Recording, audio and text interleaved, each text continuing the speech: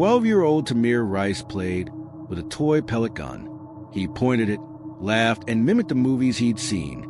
Innocent imagination against a gray winter afternoon. Within minutes, a police cruiser skidded across the grass. Seconds later, 2 shots rang out. Tamir Rice collapsed. The boy's sister, 14-year-old Tajai Rice, sprinted across the snow toward her brother's motionless body. But instead of being comforted, instead of being allowed to hold his hand in his final moments, she was tackled to the ground, handcuffed, and thrown into the back of a patrol car. Tamir lay dying just feet away. This is a part of the story most people know. The part that made headlines, sparked protests, and reignited a national conversation on policing and racial bias in America. But what happened after? What did it mean for a teenage girl, forced to watch her brother die, to also be treated as a criminal in his final moments? And why?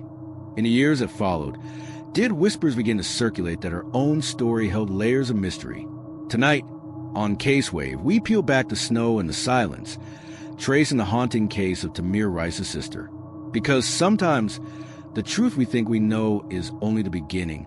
In the aftermath of Tamir's death, the Rice family became a national symbol. Their tragedy was replayed in headlines, on TV screens, and across social media timelines. The focus was Tamir, and rightfully so, a child gunned down in seconds. His life ended before it had the chance to begin. But for Tajai, her own trauma was both public and invisible. She was the girl who was handcuffed, the girl screaming in the back of a patrol car while her brother's body bled out on the snow, the girl who became a witness, not just to a killing, but to her own erasure. The official explanation? Officers claimed they restrained her for safety, for protocol. But anyone watching the footage could see, it wasn't safety, it was control. What does it say about America, about policing, that a teenage black girl was seen not as a victim, not as a sister, but as a threat?